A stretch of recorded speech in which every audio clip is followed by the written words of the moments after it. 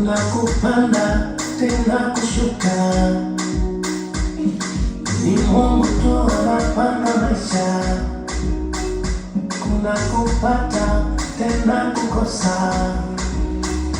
Hapo ulipo ni kwa nguvu zako, hapo ulipo si kwa elimu yako. Mungu akichomoa pumzi, ujue wewe tayari una chako. Mungu akitoa kibali, ujue wewe tayari una vyako. Hatufanikiwi viwe vya kwetu, hatubarikiwi tumeawa kwetu.